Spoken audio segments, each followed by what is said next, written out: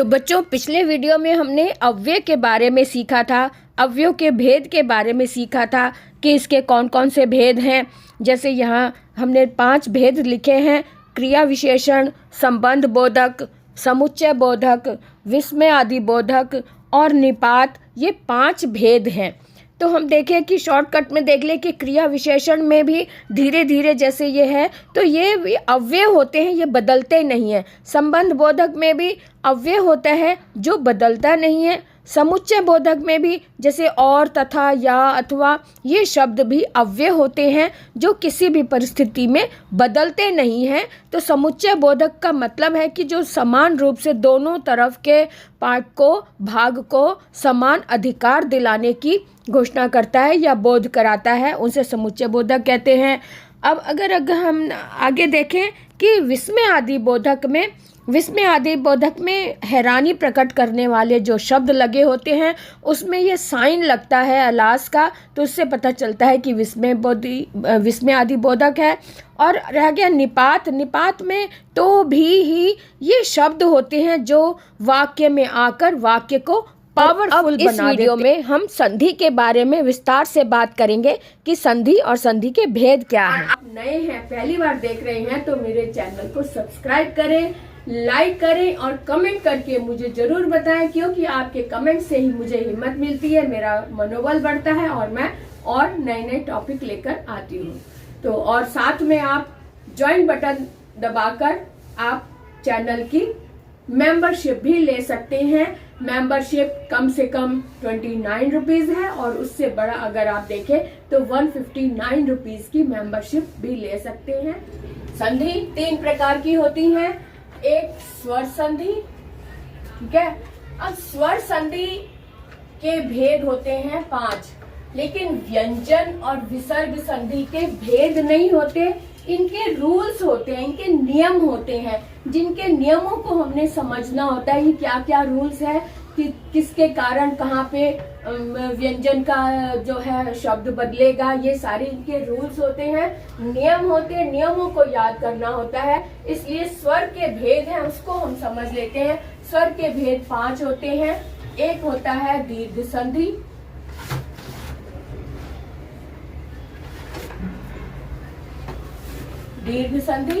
दूसरा है गुण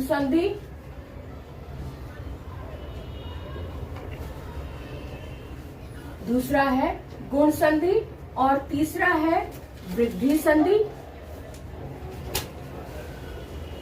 संधि, और चौथे नंबर पर आता है यण संधि,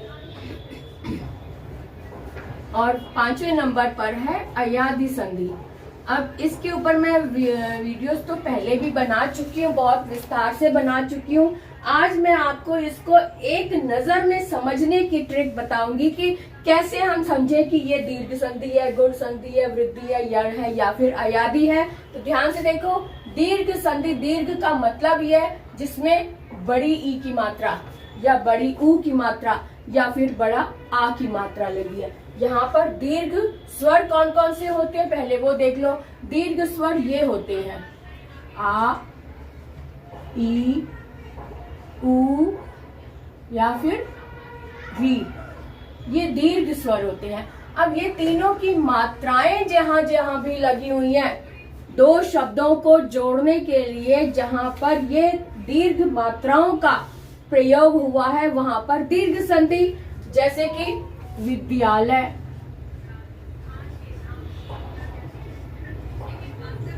है ना, विद्यालय, रवींद्र, वधूत्सव,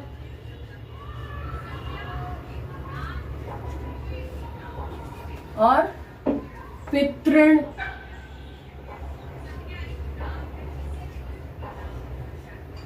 तो यहाँ पे पितृ ऋण को दीर्घ कर दिया ऋण, वधु उत्सव को दीर्घ कर दिया बड़े ऊ ने वधूत्सव, रवि इंद्र को रवि और इंद्र को बड़ी ई में बना दिया रवींद्र हो गया, विद्या आलय तो आ बड़ा आ हो गया तो विद्यालय। इनमें सभी में बड़ा आ, बड़ी ई, बड़ा ऊ और बड़ी री लगी हुई है, इसलिए यहाँ पर दीर्घ संधि है। अब आते हैं कि गुण संधि के क्या भेद, गुण संधि को हम कैसे समझे। गुण संधि में, इसको लिखा रहने दें, गुण संधि में संयुक्त स्वर की महिमा होती है। संयुक्त स्वर कैसे बनता है, अ प्लस ई से ए बना, और अ प्लस उ से ओ बना।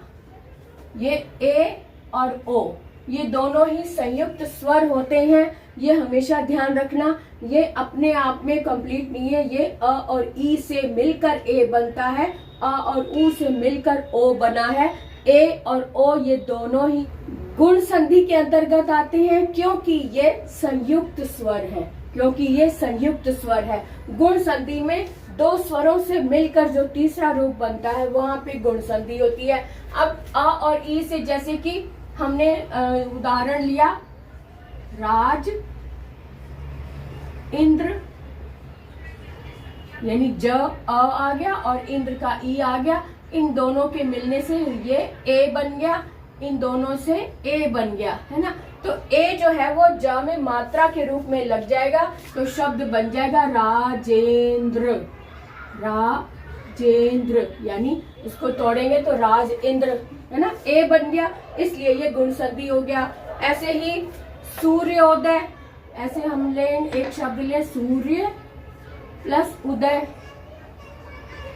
सूर्य प्लस उदय लिया तो अ और उ मिलकर ओ बना।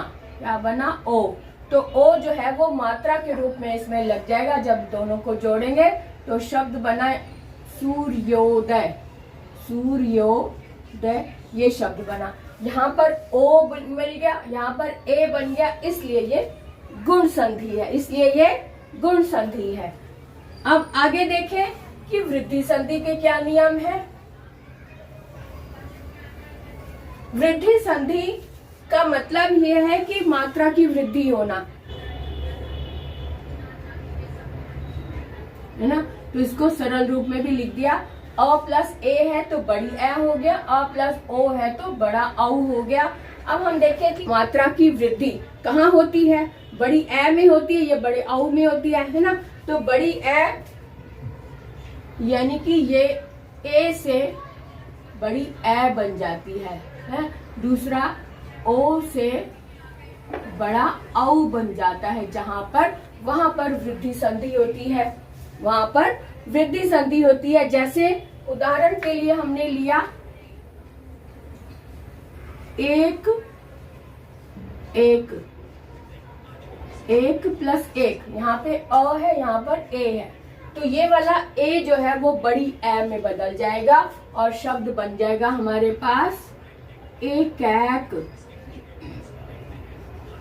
शब्द बन जाएगा एकैक, बड़ी ए, यानी वृद्धि, मात्रा की वृद्धि हो गई, है ना। ऐसे ही तो ओ का उदाहरण हम एक और लेते हैं, जल प्लस ओध। जल प्लस ओध है तो यहाँ पे ये वाला ओ जो है इसका बड़ा औ बन जाएगा, तो अ और ओ मिलकर जल औध बन गया। जल, ये वाला ओ जो है वो बड़े औ में बदल जाएगा, बड़ी औ की मात्रा में बदल जाएगा, यानी वो उसमें वृद्धि हो गई। एकैक और जलौध, इसकी जहाँ पर वहां पर वृद्धि संधि होती है। सिंपल वे में वृद्धि का मतलब बढ़ जाना, एक मात्रा से दो मात्राओं में बदल जाना। जलौध में भी और एकैक में भी हमने मात्राओं की वृद्धि कर दी, इसका मतलब यहाँ पर वृद्धि संधि है। अब हम देखेंगे कि यण संधि में क्या है। कि यण संधि का मतलब है य बन जाता, जहां ई है ई से य बन जाता है, ऊ से व बन जाता है। तो कैसे, इसको भी देख ले। यहाँ पर अगर पूर्व पद में ई आया है, उसके बाद कोई भी और स्वर आया, कोई भी इस ई को छोड़कर कोई भी और स्वर आया है, तो जैसे कि यहाँ पर अ लिख दिया, तो ई है, ई का य बन गया और ये अ इसके साथ स्वर मिल गया, य बन गया। इसी तरह से यहाँ पर ऊ के साथ अगर अ मिल गया तो व बन गया, तो ऊ का व बन गया और व में अ स्वर मिल गया तो व पूरा हो गया। तो ई अगर है, पूर्व पद में अगर ई है तो ई का या बन जाएगा। उसके बाद जो भी स्वर है वो इसमें मात्रा बनकर इसके साथ संलग्न हो जाएगा और उसे उसी मात्रा में ढाल देगा। जैसे कि ऊ में अ मिल गया, ई में अ मिल गया तो य और व पूरा बन गया। अब जैसे उदाहरण देख ले एक एक, जैसे कि प्रति प्लस एक है, प्रति प्लस एक है तो यहाँ पर ई आया है, पूर्व पद में अगर ई आया है तो उसका य बनेगा ही बनेगा, तो इसलिए इसका हमने य बना दिया और इस ए को हमने मात्रा के रूप में इसमें लगा दिया तो ये ए, क्योंकि छोटी ए है तो ये बन गया। अब इसका शब्द क्या बना? प्रत, क्योंकि त में से ई निकल गया, ई का य बन गया तो यहाँ पे आधा ता बचा, इसलिए प्रत ये बन गया, ई और ए मिलकर ये बन गया ये, और क प्रत्येक शब्द बना हमारे पास प्रत्येक, है ना। तो यानी ई का य बन जाता है और ऊ का व बन जाता है, ये इसकी पहचान है यण संधि में। जहाँ पर ई का य हो गया, ऊ का व हो गया, वहां पर यण संधि हो गया। अयादी संधि क्या कहती है?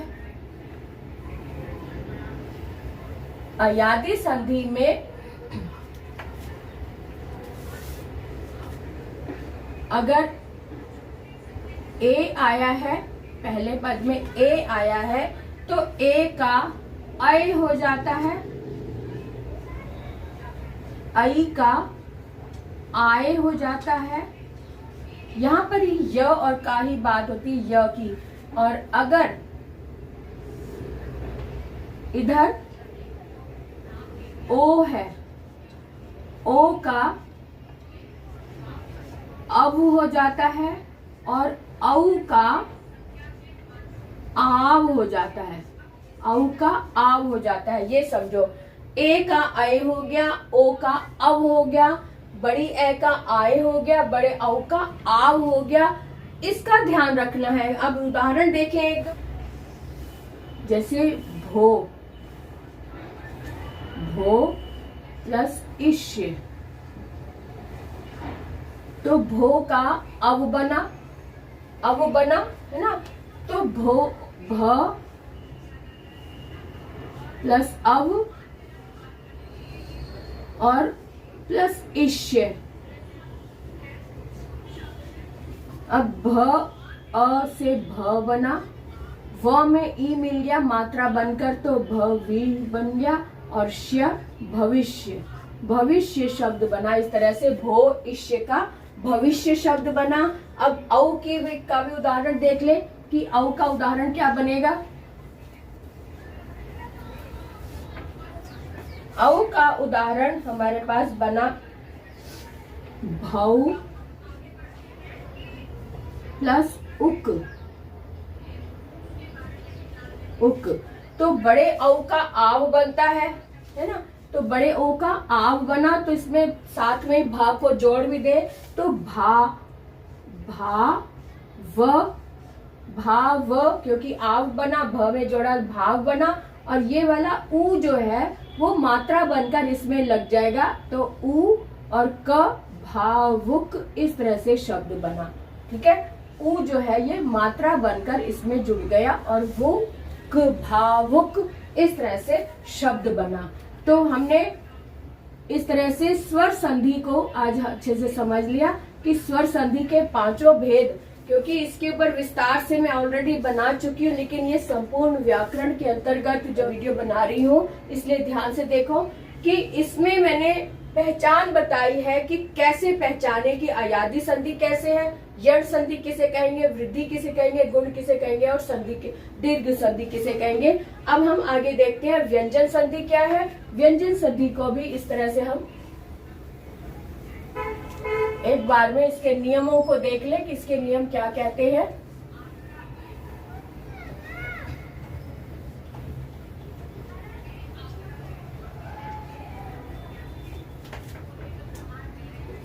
अब आता है ये व्यंजन संधि। व्यंजन संधि का मतलब ये है कि जिसमें व्यंजनों का प्रयोग हो। स्वर संधि यहाँ पे व्यंजन और स्वर दोनों मिलकर भी शब्द बनाते हैं, या खाली स्वर या खाली व्यंजन से भी इनकी संधि बनती है। तो कैसे इनके रूल्स होते हैं, यहाँ पर जो रूल्स है मेन वो मैं बता दूं।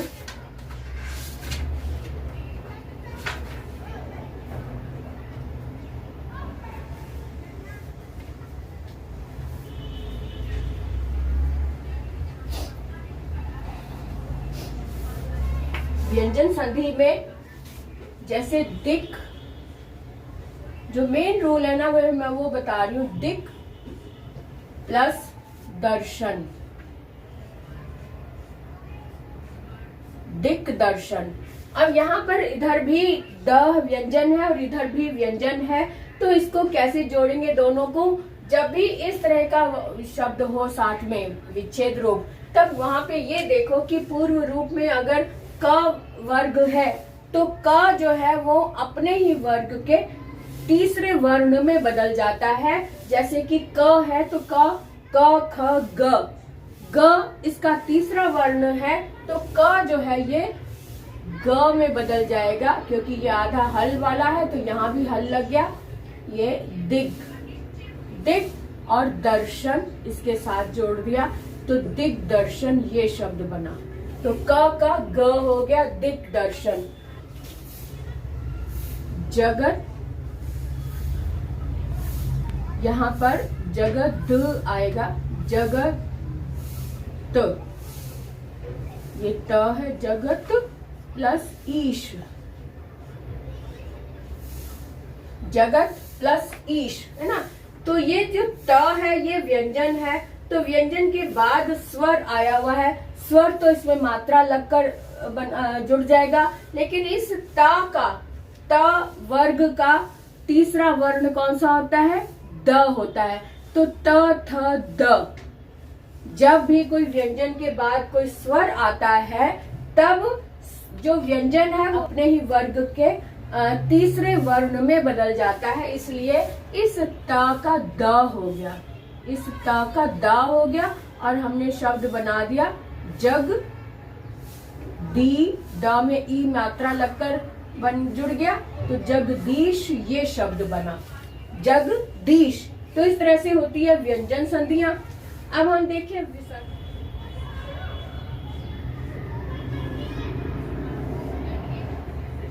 विसर्ग जो है वो इस तरह से लगता है, ये दो बिंदियां, ये संस्कृत में यूज होता है। विसर्ग संधि संस्कृत के शब्दों में काम आती हैं, लेकिन हिंदी में भी हम समझ सकते हैं इसको।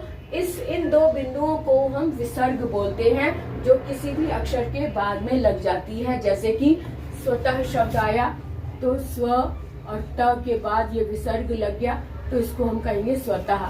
जो विसर्ग की को बोलने का जो ढंग होता है वो ह की साउंड निकालता है। जहाँ पे विसर्ग लगा उसको बोलने के लिए हम ह की साउंड देते हैं, जैसे स्वतः।